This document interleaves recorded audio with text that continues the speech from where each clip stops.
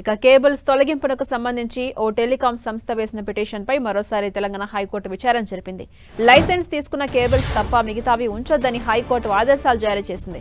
ప్రజల ప్రాణాలతో చెలగాటమాటంపై justice Nagesh Bhimapaka serious అయ్యారు.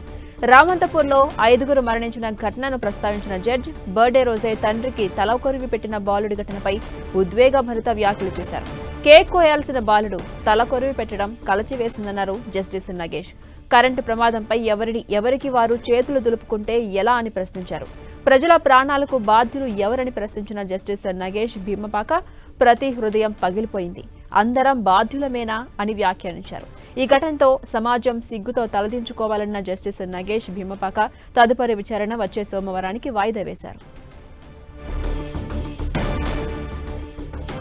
ఇక ఇదే అంశంపై మరింత సమాచారం మా ప్రతినిధి సునీల్ అందిస్తారు. సునీల్, ఇటీవల తెలంగాణ రాష్ట్రంలో జరిగినటువంటి విద్యుత్ ప్రమాదాలపై ఈరోజు Telangana high court justice Nagesh Bhimapaka bench తీవ్ర అసహనం వ్యక్తం చేయడం జరిగింది. మనం చూసాం ఇటీవల రామంతపూర్లో జరిగినటువంటి విద్యుత్ ప్రమాదంలో దాదాపు 5గురు చనిపోయారు. ఆ తర్వాత బండ్లగూడలో జరిగినటువంటి విద్యుత్ ప్రమాదంలో 2 చనిపోయారు. అదేవిధంగా అంబరేపల్లిలో జరిగినటువంటి విద్యుత్ ప్రమాదంలో 1. మొత్తం ఈ విద్యుత్ ప్రమాదాల్లో 8 మంది చనిపోయిన నేపథ్యంలో తెలంగాణ రాష్ట్ర ప్రభుత్వము ఇటీవల కాలనీల్లో బస్తీల్లో వేలాడుతున్నటువంటి విద్యుత్ తీగలు మొత్తం కూడా పూర్తిగా తొలగించే ప్రయత్నం చేసింది. ఇందులో భాగంగా ఒక టెలికాం సంస్థ తమ వైర్లను మొత్తం కూడా పూర్తిగా కట్ చేసి ఇబ్బందులు గురి చేస్తుందంటూ కూడా హైకోర్టులో ఒక పిటిషన్ దాఖలు చేసింది. ఆ పిటిషన్పై ఈరోజు జస్టిస్ నగేష్ భీమపాక విచారణ చేపట్టింది.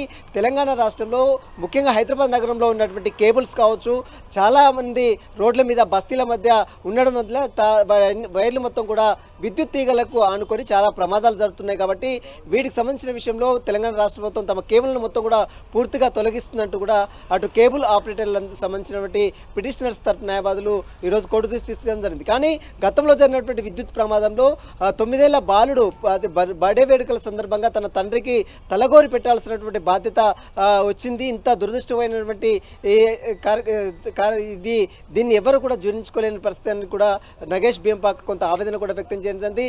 దీనికి ఎవరు బాధ్యత వహించాలి? కేబుల్ ఆపరేటర్ బాధ్యత వహించాలా లేదా రాష్ట్ర ప్రభుత్వం బాధ్యత వహించాలా? ఎవరో దీనికి బాధ్యత వహిస్తారని తీవ్ర అసహనం కూడా వ్యక్తం చేసింది. ఇలాంటి ఇష్యూస్ మళ్ళీ రాకుండా పూర్తి చర్యలు ప్రభుత్వం తీసుకోవాలి. ఒకవేళ ప్రభుత్వం తీసుకున్న చర్యల్ని సమర్థించింది. ఏదైతే గుర్తింపు ఉన్నటువంటి కేబుల్స్ మాత్రమే కాలనీలో కావచ్చు, బస్తీల్లో ఒక ప్రికాషన్స్ తీసుకొని అంటే తగు జాగ్రత్తలు తీసుకొని అరేంజ్మెంట్ చేయాలి. ఏదైనా ప్రికాషన్స్ అంటే ఎలాంటి గుర్తింపు లేనటువంటి కేబుల్స్ కావచ్చు, వైర్స్ కావచ్చు కాలనీలో బస్తీలలో ఉంటే వాటిని అన్నింటినీ కూడా తొలగించాలంటూ కూడా ఈరోజు హైకోర్టు జస్టిస్ నగేష్ భీమపాక ఆదేశాలు జారీ చేసి దీనికి సంబంధించినటువంటి పూర్తి నివేదిక కూడా మరొకసారి సమర్పించాలంటూ కూడా రాష్ట్ర ప్రభుత్వానికి ఆదేశాలు జారీ చేస్తూ పిటిషన్ని సోమవారానికి వాయిదా వేయడం జరిగింది. అదేవిధంగా సునీల్, జస్టిస్ నగేష్ భీమపాక ఉద్వేగపరిత వ్యాఖ్యలు చేస్తున్న నేపథ్యంలో ఇప్పుడు ఇచ్చినటువంటి స్టేట్మెంట్ ఆధారంగా ఇటు ఏఎల్ అవన్నీ ఉంటాయి, ప్రజల ప్రాణాలకు బాధ్యులు ఎవరని కూడా ప్రశ్నించారు కదా నగేష్ భీమపాక. అయితే ఈ నేపథ్యంలో కేబుల్స్ అన్ని కూడా కొన్ని గుర్తింపు పొందనివి తీసేయాలని కూడా మాట్లాడారు కదా. ఏవేవి ఉంటాయి, ఏవేవి పోతాయి, ఎలా ఉండొచ్చు?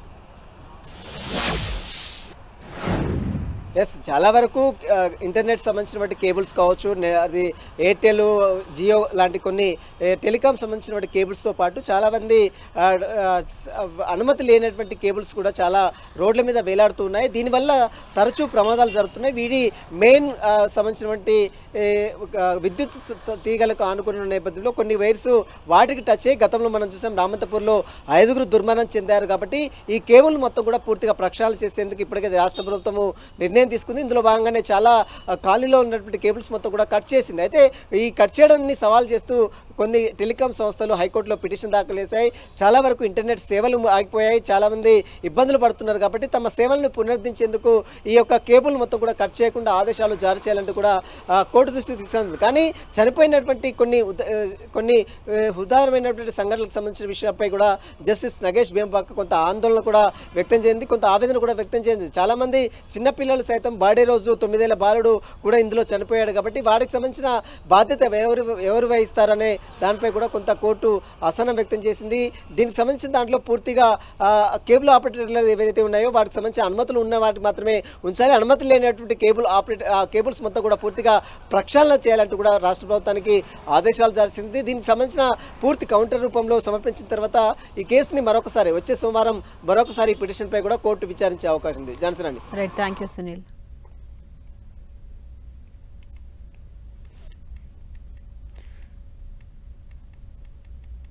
రైట్, మనం చూడొచ్చు ఎక్కడికక్కడ కూడా ఆ వైర్లు తెగిపడిన విజువల్స్ మనం చూస్తున్నాం. కేబుల్స్ తొలగింపునకు సంబంధించి ఒక టెలికాం సంస్థ వేసినటువంటి పిటిషన్పై మరోసారి కూడా తెలంగాణ హైకోర్టు విచారణ జరిపి కొన్ని కీలక వ్యాఖ్యలు చేసింది.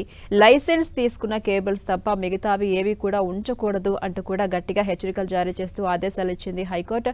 ప్రజల ప్రాణాలతో చెలగాటమాటంపై జస్టిస్ నగేష్ భీమపాక సీరియస్ అయ్యారు. రామంతపూర్లో 5 మరణించిన ఘటన ప్రస్తావించిన జడ్జి బర్త్డే రోజే తండ్రికి తలకొరివి పెట్టిన బాలుడి ఘటనపై ఉద్వేగపూరిత వ్యాఖ్యలు చేశారు.